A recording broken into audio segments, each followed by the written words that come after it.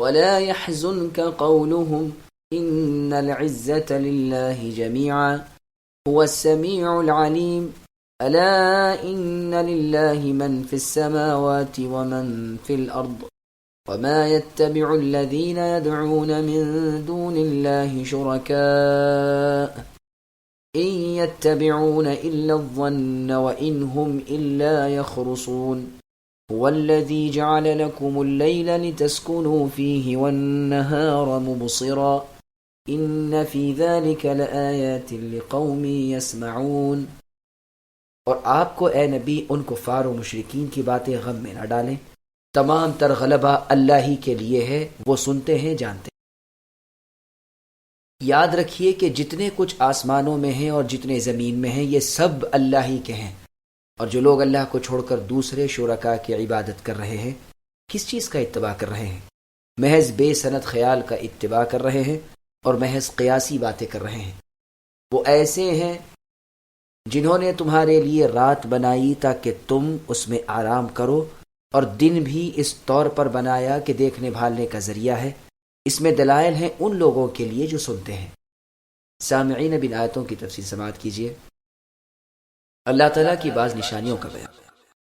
اللہ پاک رسول صلی اللہ علیہ وسلم سے ارشاد فرماتے ہیں کہ مشرکین کا یہ قول آپ کو رنجیدہ نہ کرے، آپ ان پر غالب آنے کے لیے اللہ سے مدد مانگیں، اللہ ہی پر بھروسہ کریں۔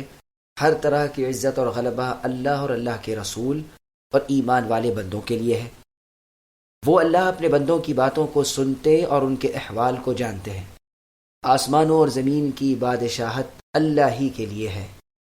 اللہ تعالیٰ کو چھوڑ کر مشرکین جن بتوں تو دو جھنڈوں، پیروں، فقیروں، درگاہوں کی عبادت کرتے ہیں، وہ درگاہیں، وہ جھنڈے، وہ کنڈے، وہ قبر والے اولیاء انبیاء نہ ضرر پہنچانے پر قادر ہیں نہ نفع دینے پر، نہ ان مشرکین کے پاس کوئی معقول دلیل ہی ہے۔ یہ مشرک تو جھوٹ اور اٹکل اور قیاس آراریوں کی پیروی کر رہے ہیں۔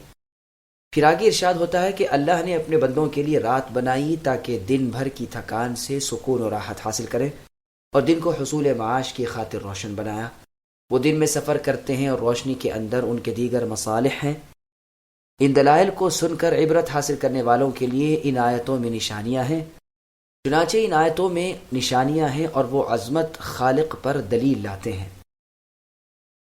قالوا اتخذ الله ولدا سبحانه هو الغني له ما في السماوات وما في الأرض إن عندكم من سلطان بهذا أتقولون على الله ما لا تعلمون قل إن الذين يفترون على الله الكذب لا يفلحون متاع في الدنيا ثم إلينا مرجعهم ثم نذيقهم العذاب الشديد بما كانوا يكفرون۔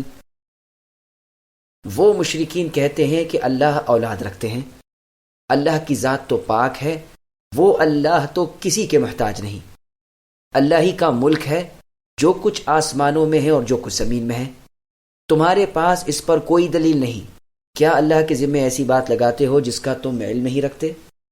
آپ اے نبی کہہ دیجئے کہ جو لوگ اللہ پر جھوٹ افطرا کرتے ہیں وہ کامیاب نہ ہوں گے۔ یہ دنیا میں تھوڑا سا عیش ہے، پھر ہمارے پاس ان کو آنا ہے، پھر ہم ان کو ان کے کفر کے بدلے سزائے سخت چکھا دیں گے۔ سامعین بن آیتوں کی تفسیر سماعت کیجیے۔ اللہ تعالیٰ کی اولاد نہیں ہے۔ اس آیت میں تردید ہے ان لوگوں کی جو اس کے قائل ہیں کہ نعوذ باللہ اللہ کی بھی کوئی اولاد ہے۔ وہ اللہ تو پاک ہیں، وہ اولاد تو کیا ہر چیز سے بے نیاز ہے، اور ہر موجود چیز اللہ کے کرم کی محتاج ہے۔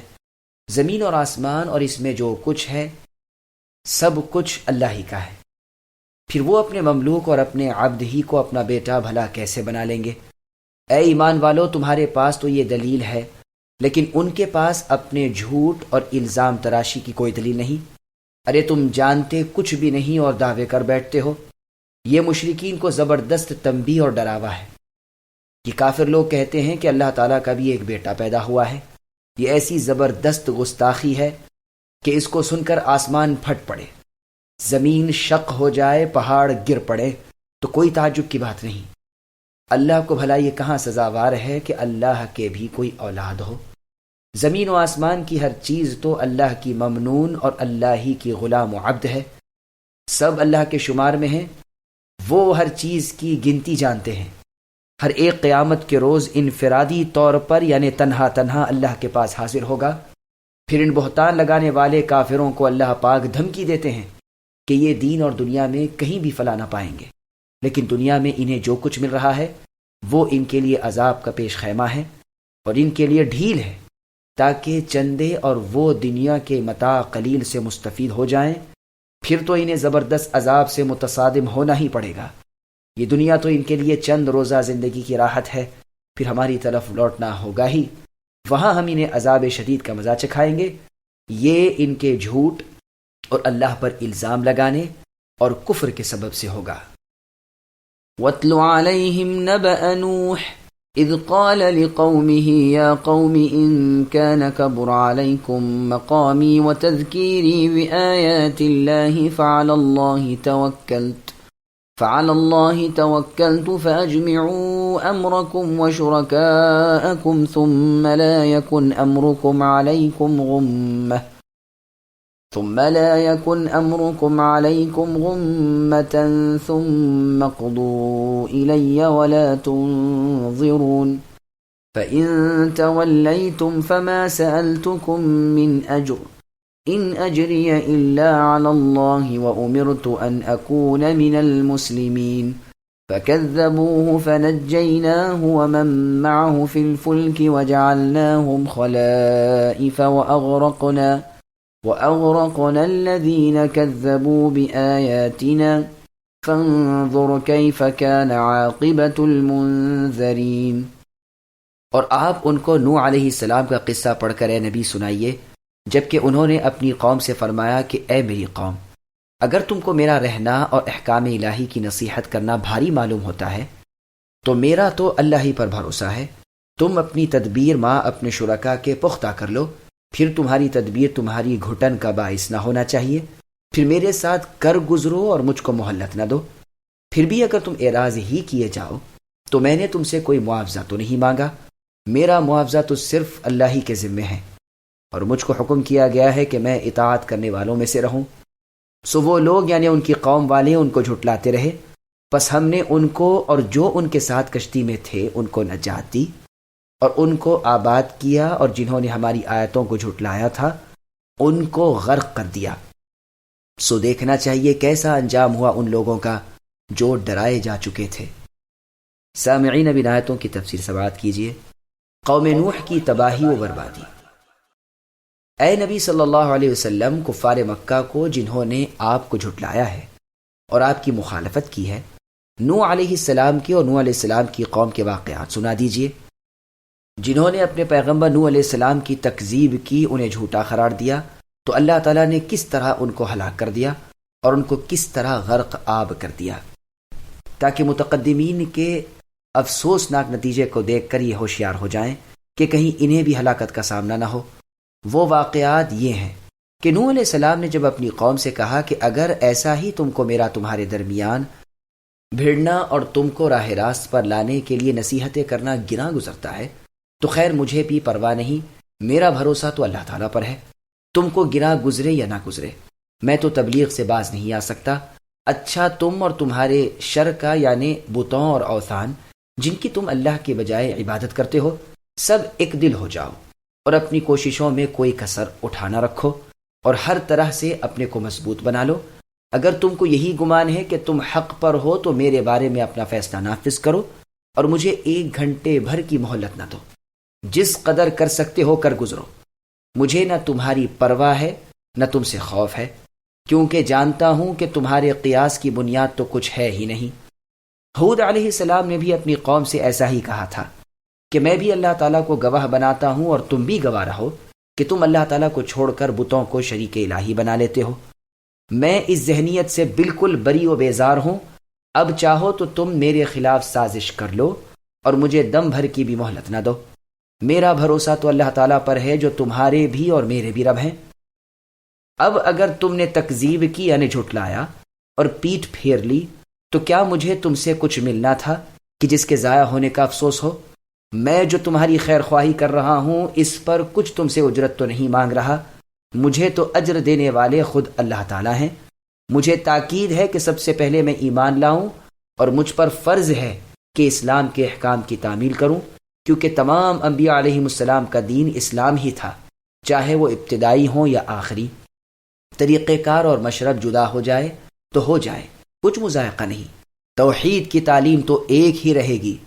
قول باری تعالیٰ ہے کہ ہم نے ہر ایک کے لیے ایک ایک شریعت، الگ الگ قانون اور جدا جدا راستہ بنایا ہے۔ یہ نوح علیہ السلام ہیں جو کہہ رہے ہیں کہ مجھے حکم دیا گیا ہے کہ میں سب سے پہلے ایمان لاؤں۔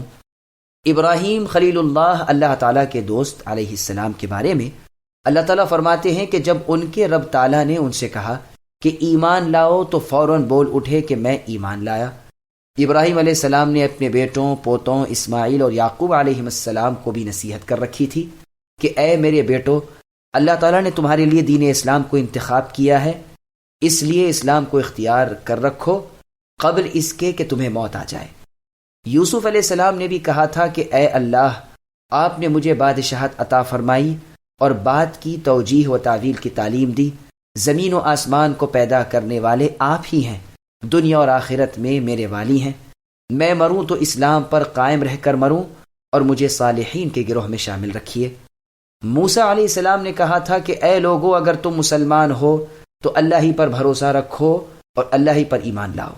موسیٰ علیہ السلام کے زمانے کے جادوگروں نے کہا تھا کہ اے ہمارے رب، ہم کو ثابت قدم رکھیے اور اسلام کی موت دیجیے۔ بلقیس نے کہا تھا کہ اے اللہ، میں حدوں سے آگے بڑھ گئی تھی، میں اسلام لاتی ہوں اور اسلام کا دین اختیار کرتی ہوں۔ اللہ پاک کا ارشاد ہے کہ ہم نے جو تورات نازل کی ہے وہ سراسر ہدایت اور نور ہے۔ مسلمانوں پر نبی صلی اللہ علیہ وسلم اسی کے ذریعے حکم قائم کرتے ہیں، اور ارشاد باری تعالیٰ ہے کہ حواریین عیسیٰ یعنی عیسیٰ علیہ السلام کے ساتھیوں کی طرف ہم نے القاء کیا تھا کہ مجھ پر اور میرے رسول عیسیٰ علیہ السلام پر ایمان لاؤ، تو انہوں نے کہا کہ ہم ایمان لائے، اور اے اللہ آپ ہی گواہ رہیے کہ ہم مسلمان ہیں۔ خاتم الرسل سید البشر، یعنی تمام پیغمبروں میں سب سے اخیر میں آنے والے اور تمام انسانوں کے سردار محمد صلی اللہ علیہ وسلم نے فرمایا، جیسا کہ صحیح مسلم میں ہے کہ میری نماز اور میری عبادت، میری زندگی اور میری موت سب اللہ رب العالمین ہی کے لیے ہے، جس کا کوئی شریک نہیں۔ میں اللہ ہی کے حکم کا مأمور ہوں اور پہلے میں ہی اسلام لاتا ہوں۔ چنانچہ صحیح بخاری اور صحیح مسلم میں رسول اللہ صلی اللہ علیہ وسلم کا فرمان ہے کہ ہم انبیاء کے گروہ گویا علاتی بھائی ہیں کہ باپ سب کا ایک ہے اور مائیں جدا جدا، یعنی دین ہم سب کا ایک ہے اور وہ رب واحد اللہ کی عبادت ہے، چاہے سب کی شریعتیں الگ الگ ہوں۔ پھر آگے اللہ تعالیٰ فرماتے ہیں کہ ہم نے نوح علیہ السلام کو اور ان کے دین پر چلنے والوں کو کشتی میں بٹھا کر نجات دے دی اور ان کو زمین پر بحیثیت خلیفہ قرار دیا، اور جنہوں نے ہماری باتوں کو جھٹلا دیا تھا ان کو غرق کر دیا۔ دیکھو ان بد نصیبوں کا کیسا برا حشر ہوا۔ اے محمد صلی اللہ علیہ وسلم، دیکھیے ہم نے مؤمنین کو کیسے نجات دی اور نہ ماننے والوں کو کیسا ہلاک اور برباد کر دیا۔